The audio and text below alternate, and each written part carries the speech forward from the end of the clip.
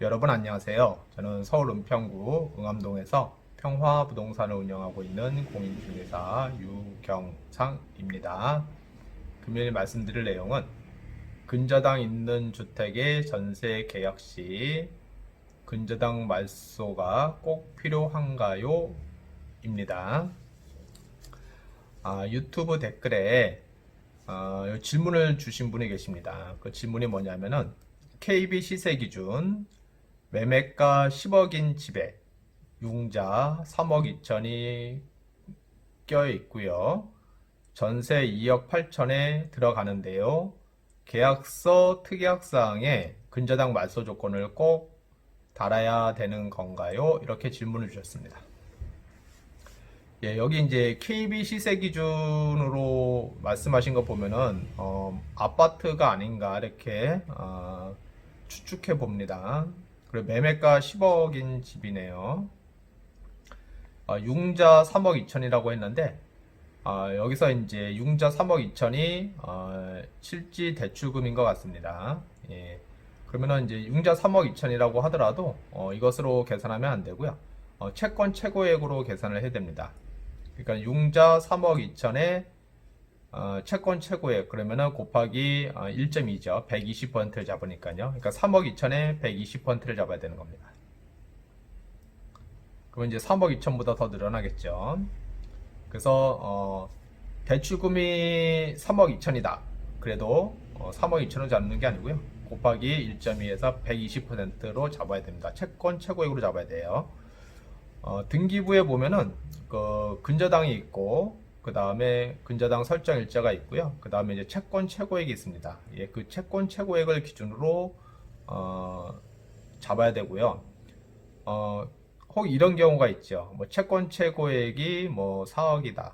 근데 일부 상환해서 뭐 남은 금액은 뭐 1억밖에 없다. 예, 그래도 채권 최고액 4억으로 잡는 겁니다. 예, 1억이 남아있다고 하더라도요.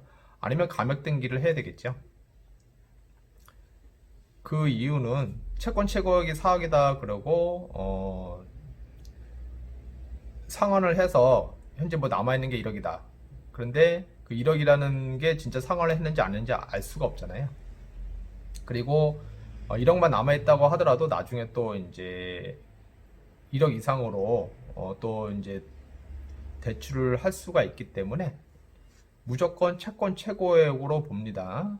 예, 그리고 전세 2억 8천에 들어가는데요. 그러면은 일단 융자 3억 2천에 전세 2억 8천이면 벌써 6억이잖아요. 예, 6억 이상이죠. 채권 최고액으로 하면은.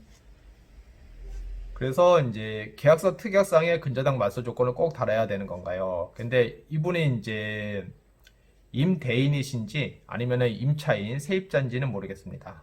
예, 근데 임차인 입장에서는 무조건 근저당 말소 조건으로 들어가는 게 좋지요. 예, 근저당이 없어야 좋습니다. 임차인 입장에서는요. 그리고 임대인 입장에서는 근저당 말소 안 하고 그 다음에 누가 전세 들어오신다 그러면은 뭐 대출 상환 안 해도 되고 또 이제 전세 보증금을 또 받고 하니까 임대인 입장에서는 좋겠죠. 그런데 임차인 입장에서는 안 좋습니다. 그리고 이제 이분이 매매가 10억이고 융자하고 전세하고 합쳐가지고 6억이니까 60%잖아요. 그러면은 시세 대비 60%면은 안전하지 않은가요? 이런 이제 뉘앙스로 이제 물어보신 건데요. 아, 안전할 수도 있고 불안전할 수도 있습니다. 그것은 그 물건이 나중에 경매로 넘어갔을 때 그 낙찰가를 보면 되죠. 그 낙찰가 비율이 뭐 통상 70에서 80% 수준이다. 아니면 뭐 90%다. 그러면은 어느 정도 안전하겠죠. 꼭 안전하다고 하는 것은 아닙니다. 예. 그렇게 이제 뭐 80이나 90%의 낙찰이 되었다고 하더라도 계약서를 작성하고 뭐 2년 통상 전세 계약을 2년 하잖아요. 예, 그 2년 뒤에 경제 상황이 안 좋아져서 한국 경제라든가 세계 경제가 안 좋아져서 부동산 가격이 하락을 했다.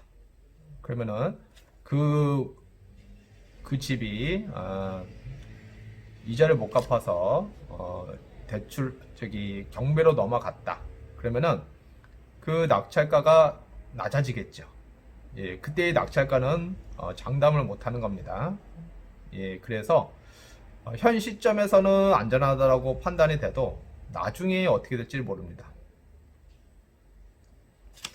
그러나 이제 통상 뭐 단독주택이라든가 이렇게 해서 단독주택 같은 경우는 토지가가 지탱을 해주고 있잖아요. 예, 그리고 그게 뭐 채권 최고액과 그 다음에 전세보증금 합의 50% 이하다. 그러면은 그것은 뭐 어느 정도 안전하다라고 이렇게 판단이 되기는 하는데 그것도 이제 어느 지역의 물건인가에 따라서 틀립니다.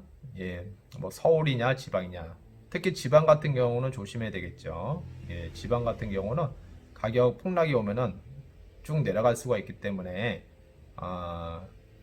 그걸 조심해야 됩니다. 그래서 물건의 위치가 어딘지는 설명을 안 하셨습니다. 뭐 서울인지 인천인지 대구인지 대전인지 그 위치는 설명을 안 하셨고 그냥 이렇게 물어보신 건데 그 지역에 따라서 틀립니다. 그래서 가장 좋은 방법은 근저당 없는 집에 전세로 들어가시는 게 좋고요. 그 다음에 어쩔 수 없이 근저당이 있는 집에 전세를 계약한다면은 그 물건에 경매로 나왔던 게 있다면 낙찰가를 한번 보는 겁니다. 낙찰가를 한번 보고 그 다음에 2년 뒤에 경제 상황이 안 좋아졌다라고 판단을 했을 경우 그 낙찰가가 어느 정도 내려갈 것인가를 예상을 해서 그래도 안전하다라고 판단이 되면은 계약을 하시면 되겠죠. 근데 뭐 굳이 전세 물건이 많은데 굳이 이런 집에 들어갈 필요는 없고요. 전세 물건이 어쩔 수 없다. 예, 어쩔 수 없이 뭐 선택의 여지가 없다. 그러면은 그것을 잘 판단을 해서 전세 계약을 해야 되겠죠. 네, 오늘은 여기까지고요. 본 내용이 조금이라도 도움이 되셨다고 하시면은 구독 버튼을 꼭 눌러주시면은 감사하겠습니다. 네, 다음에 또 뵙도록 하겠습니다.